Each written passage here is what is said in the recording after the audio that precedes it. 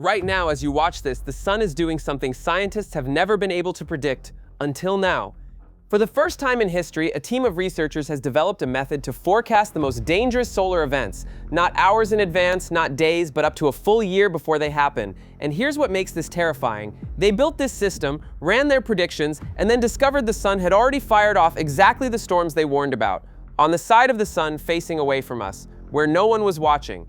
This isn't theory, this is a working forecast system, and right now it's telling us something we need to hear.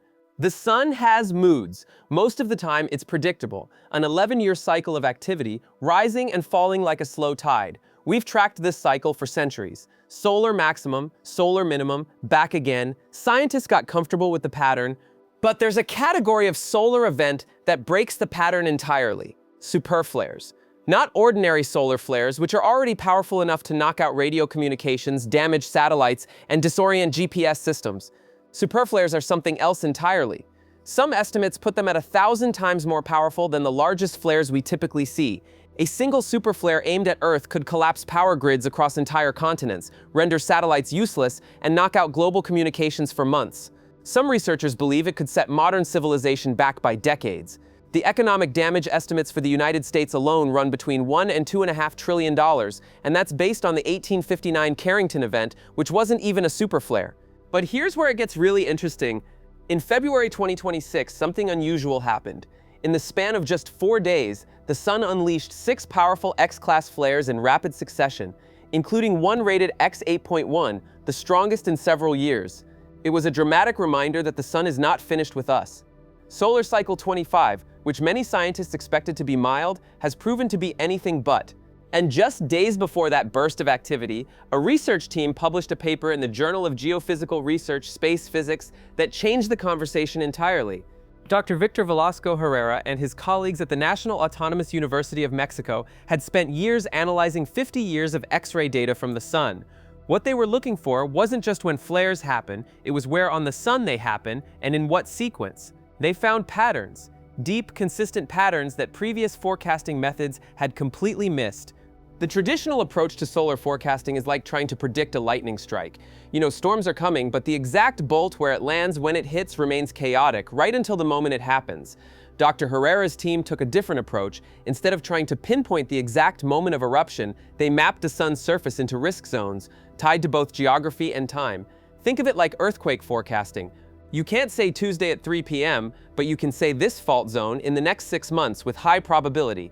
Their model identified 2 critical windows, the first mid-2025 through mid-2026, with elevated superflare risk concentrated in the sun's southern hemisphere, between 5 and 25 degrees south of the solar equator.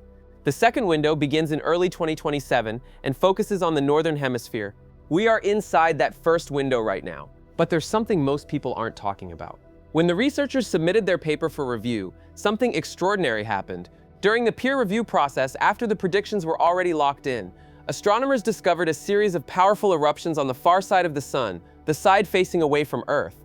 These events had gone undetected in real time because our monitoring systems are still primarily Earth-facing. But when scientists went back and analyzed the data, they found those far-side eruptions matched the team's predicted patterns precisely. The researchers had no knowledge of those events when they built their model. Nature had essentially run a blind test, and the model passed. This was pure luck, but also very revealing, Dr. Herrera said after the discovery. We created our forecast without knowing about these far-side superflares. When they were discovered during our paper review process, they aligned perfectly with our predicted patterns. Think about what that means. A forecasting system built on 50 years of historical data, tested in real time by events it never knew existed, and it got it right.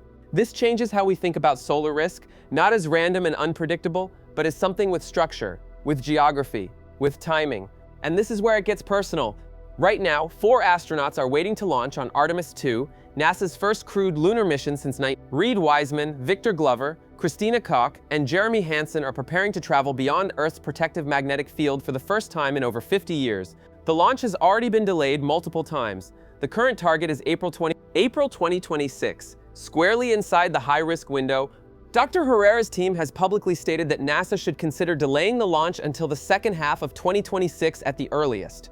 When astronauts are inside the magnetic bubble of Earth's atmosphere, they're shielded from the worst of what the sun can throw at us. On the way to the moon and during the lunar orbit itself, that protection is gone. A powerful solar event during a translunar trajectory could expose the crew to radiation doses that exceed safe limits within minutes. NASA has not confirmed any launch adjustment based on the new research. The agency continues to target an April window. The scientific community is divided. Predicting solar events, even with this new model, involves significant uncertainty. Dr. Herrera's work offers probability windows, not certainties. But the debate itself is significant. For the first time, we have a tool that gives space agencies more than 24 hours of warning. We have months. That's enough time to make decisions, to move launch windows, to protect both crewed missions and the satellites that power modern life. The Carrington event of 1859 happened in a world without electronics. It burned out telegraph lines across North America and Europe. Operators reported the machines caught fire. Today, those telegraph lines are replaced by power grids, internet cables, GPS constellations, financial systems. A Carrington-level event today would be a civilizational disruption. A super flare would be something beyond most people's ability to imagine. We have a warning system. The question is whether anyone is listening. Here's what I want to know from you. If you were one of those 4 astronauts, knowing what that forecasting model says about April, would you push to launch anyway, or would you wait? The people making this decision aren't nameless officials. They're human beings who trained their entire lives for this moment.